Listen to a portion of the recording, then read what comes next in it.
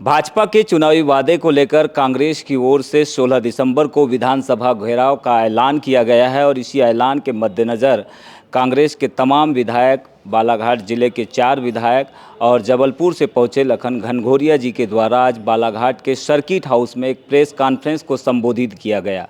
चूंकि हम लेट हो चुके थे, इसलिए हम सीधा चर्चा करेंगे और समझेंगे कि कांग्रेस की क्या रणनीति है इस घेराव को लेकर और किस तरह की तैयारी है। जी बताएंगे। भारतीय जनता पार्टी ने चुनाव के पहले अपना संकल्प पत्र दिया था। संकल्प पत्र, घोषणा पत्र किसी भी पार्टी का ब्लूप्रिंट होता है कि यदि वो सत्ता में आई तो वो क्या करेगी, उसकी प्राथमिकता में कौन कौन सी चीज़ें और किस बात के लिए वो सरकार प्रतिबद्ध रहेगी।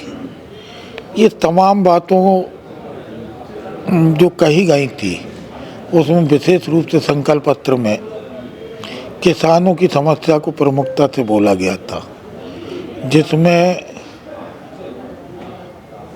समर्थन मूल्य धान का 3100 रुपये और गेहूं का 2700 रुपये प्रति कुंटल, ये बड़े जोर शोर से कहा गया था। साल भर हो गया, मोहन यादव जी शायद उस बात को भूल गए हों, लेकिन ना तो जनता भूली ना किसान भूला। किसान उल्टा परेशान। एक तो ये सुविधा है, संकल्प पत्र पूरा नहीं हुआ, मोदी जी की गारंटी भी बीच में आ गई। समर्थन मूल्य तो छोड़ा, उनको खाद भी नहीं मिल रही, बीज नहीं मिल रहा और लाइट भी नहीं मिल रही। तो एक तरीके से किसानों के साथ ये छलावा है। इसके साथ साथ विशेष करके नौजवानों के रोजगार को लेके मोहन यादव जी ने संकल्प पत्र में भी, शिवराज सिंह जी ने कहा और मोहन यादव जी ने तो बजट में कहा, संकल्प पत्र में 1 लाख नौजवानों को हर साल रोजगार देने की बात कही और बजट में तो 1 साल से बढ़ा के 1 लाख से बढ़ा के 4 लाख कर दिया था।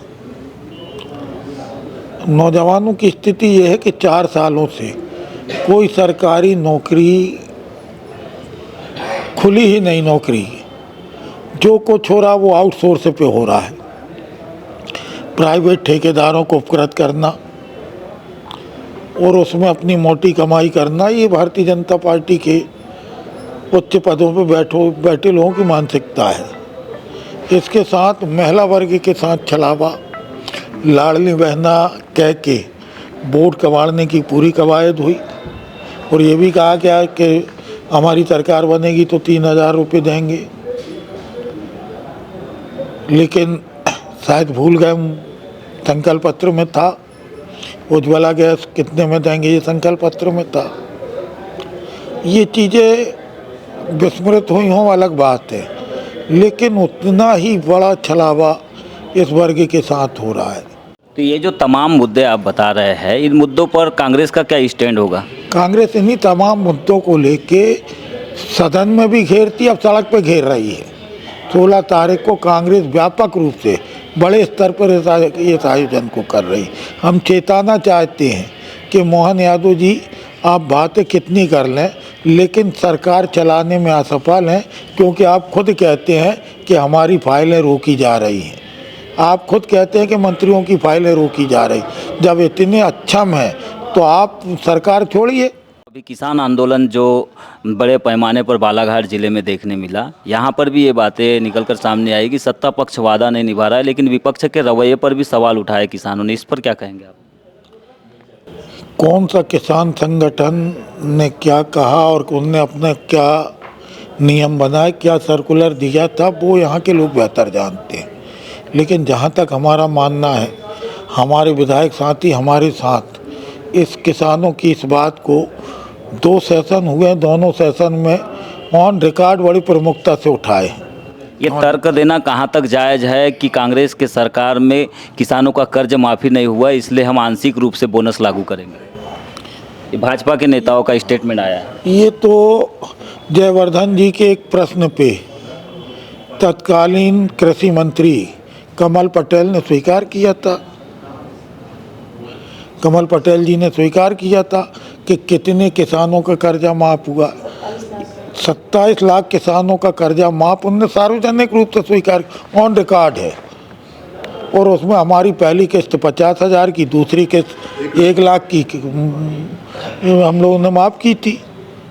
कांग्रेस का एहतियात ये हमारा 2 लाख तक की कर्ज माफ़ी का लेके मनमोहन सिंह जी का कार्यकाल याद करें कि 72 लाख करोड़ रुपया किसानों की कर्ज माफ़ी में दिया था। भारतीय जनता पार्टी ने किसानों के नाम पे ये कह के, शिवराज सिंह जी ने, कि हम किसान के बेटे हैं। किसानों के हित में क्या किया? संकल्प पत्र में आप कहते हो कि हम 31 रुपये की धान का समर्थन मूल्य देंगे, 2700 का हम गेहूं का समर्थन मूल्य देंगे। तो कहाँ किया आपने? संकल्प पत्र में जब कहा तो उस पर अमल क्यों नहीं कर रहे? चूँकि प्रभारी के तौर पर आप बालाघाट पहुँचे, तो क्या कुछ आपने संगठनात्मक लेवल पर यहाँ पर तैयारी देखी है? क्या तैयारी होगी? किस तरह से बालाघाट जिले के लोग भी पार्टिसिपेट करेंगे इस विधानसभा घेराव में? क्या निर्देश आपकी ओर से हैं? पूरे प्रदेश से हम लोगों का लक्ष्य है कि 50,000 से 1 लाख तक की कार्यकर्ता वहाँ उपस्थित हों, घेराव करें। और जो तैयारियां हमको करना थी, विधायक, हमारे चारों विधायक के स्तर पर और हमारे सारे संगठन और वरिष्ठ नेताओं के स्तर पर, हमारी चारों कांग्रेस कमेटी के अलावा चारों प्रमुख विंगों पे, तो उनकी तैयारियां व्यापक रूप से है। जो हम लोगों को सुविधाएं उपलब्ध कराना थी उस पे हमने मंथन किया और उस पे सारी व्यवस्थाओं पे हम चिंतन कर रहे हैं और उपलब्ध कराएंगे। तो विधानसभा घेराव को लेकर व्यापक तैयारियां कांग्रेस की ओर से चल रही है। बस देखना यही होगा कि 16 दिसंबर को भोपाल में कांग्रेस किस तरह से इस प्रदर्शन के माध्यम से या फिर घेराव के माध्यम से सरकार को उनके ही वादे पर मजबूर कर देती है या फिर नहीं। क्योंकि भारतीय जनता पार्टी की ओर से संकल्प पत्र में, घोषणा पत्र में और मोदी जी की गारंटी के नाम से कई तरह के वादे मध्य प्रदेश की जनता से किए गए थे और इन्हीं वादों को लेकर अब 1 साल के बाद में कांग्रेस की ओर से विपक्ष की भूमिका के तौर पर भाजपा को घेरने की तैयारी चल रही है।